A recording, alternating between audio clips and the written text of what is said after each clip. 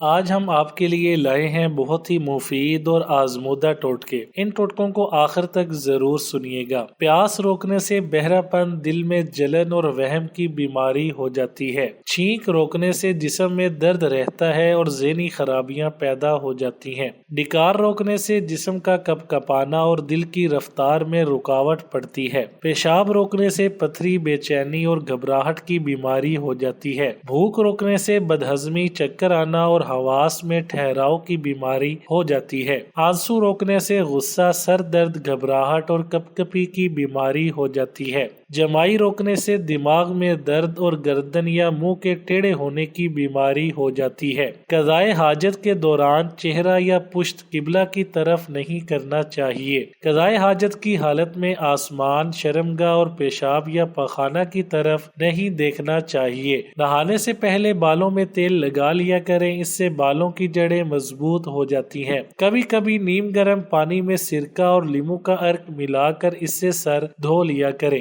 دوسروں کی استعمال شدہ کنگھی یا کنگھا استعمال کرنے سے پرہیز کرنا چاہیے۔ امرود کھانے سے ذہنی تناؤ میں کمی آتی ہے۔ زعفران ہاضمہ ٹھیک کر کے بھوک کو بڑھاتا ہے۔ خارش کے مریض کو پانی میں زعفران گھول کر پلائیں، بہت فائدہ ہوگا۔ قبض سے نجات کے لیے گوند کتیرا کا استعمال بے حد مفید ہے۔ گوند کتیرا کو پانی میں بھگو کر رات بھر رکھ دیں، صبح اس میں لیموں نچوڑ کر پی لیں۔ اس سے پیٹ صاف ہوگا، قبض ٹوٹ جائے گا اور آپ کا نظام ہاضمہ بہتر ہوگا۔ ہلدی زخموں کو جلد مدمل کرتی ہے۔ یاد رکھیں، بچوں کے سامنے بازاری اشیاء نہ کھائیں۔ بچہ آپ کو دیکھ کر ہی بازاری اشیاء کھانے کی ضد کرتا ہے۔ بچوں کو ضدی نہ بنائیں۔ بد ہضمی میں لیموں کی ایک پھاک نمک ڈال کر گرم کر کے چوسنے سے کھانا آسانی سے ہضم ہو جاتا ہے۔ معدے کو سرسریوں سے بچانے کے لیے آٹا، بیسن یا میدے میں بہت جلد سرسریاں پڑ جاتی ہیں، لیکن اگر ان میں 2 یا 3 تیز پات کے پتے ڈال دیں تو سرسریاں نہیں پڑیں گی۔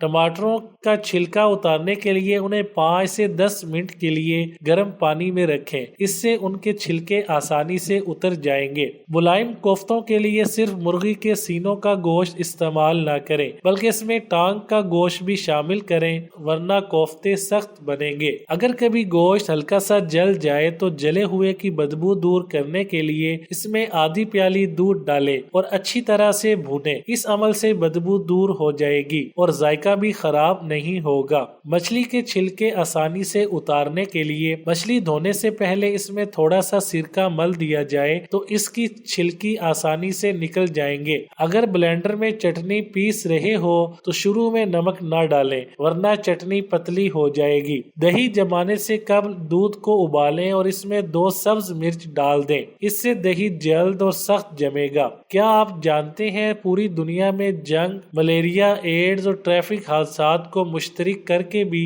اتنے بچے ہلاک نہیں ہوتے جتنا کہ گندا پانی پینے سے ہوتے ہیں۔ دائیں ہاتھ والے لوگ کھانا اپنی دائیں طرف چباتے ہیں۔ انسان کی چھینک چیتے کی رفتار سے بھی تیز ہوتی ہے۔ نیم خون میں موجود شوگر کو مارتا ہے، خشکی کا خاتمہ کرتا ہے، خارش کو ختم کرتا ہے۔ نوٹ گنتے وقت ہاتھ زبان پر مت لگائیں۔ نوٹ گننے کے بعد ہاتھ اچھی طرح ضرور دھوئیں۔ یہ نوٹ ہو سکتا ہے کسی پھیلنے والی بیماری کے مریض کے ہاتھ سے ہوتا ہوا آیا ہو، نامعلوم کیسے گندے شخص کے ہاتھ سے ہوتا ہوا آپ تک آیا ہو۔ نوٹوں کے اندر انتہائی خطرناک اور پھیلنے والی بیماریوں کے جراثیم پائے گئے ہیں۔ نوٹوں کی وجہ سے ہیپاٹائٹس پھیلنے کا خطرہ بہت زیادہ ہوتا ہے۔ اللہ پاک نے جمعرات کے دن جنات کو پیدا فرمایا ہے، فرشتوں کو بدھ کے دن پیدا فرمایا ہے۔ خوشبو دماغی قوت بڑھاتی ہے۔ گائے کا دودھ استعمال کیا کرو کیونکہ یہ ہر قسم کے پودوں کو چرتی ہے، اس لیے اس کے دودھ میں ہر بیماری سے شفا ہے۔ جوڑوں کے درد کے لیے مرغی کے پنجوں کا سوپ پیجیے۔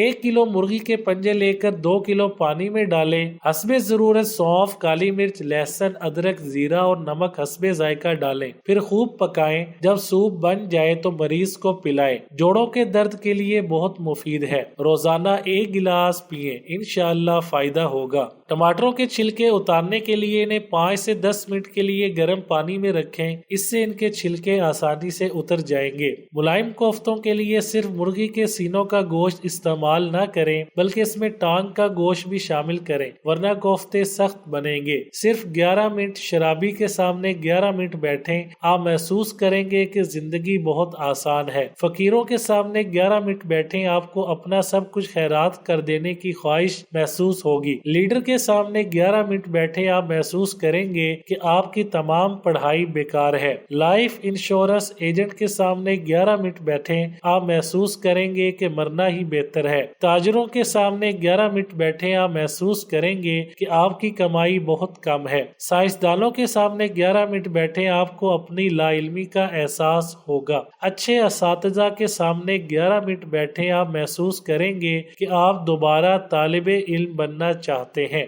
کسان یا مزدور کے سامنے 11 منٹ بیٹھیں، آپ محسوس کریں گے کہ آپ کافی محنت نہیں کر رہے ہیں۔ ایک سپاہی کے سامنے 11 منٹ بیٹھیں، آپ محسوس کریں گے کہ آپ کی اپنی خدمات اور قربانیاں معمولی ہیں۔ ایک اچھے دوست کے سامنے 11 منٹ بیٹھیں، آپ محسوس کریں گے کہ آپ کی زندگی جنت ہے۔ اپنی بیوی کے سامنے 11 منٹ بیٹھیں، آپ محسوس کریں گے کہ آپ دنیا کے بیکار ترین انسان ہیں۔ اس کے بارے میں آپ کے کیا کومنٹس ہیں؟ ہمیں اپنی رائے سے آگاہ ضرور کیجیے۔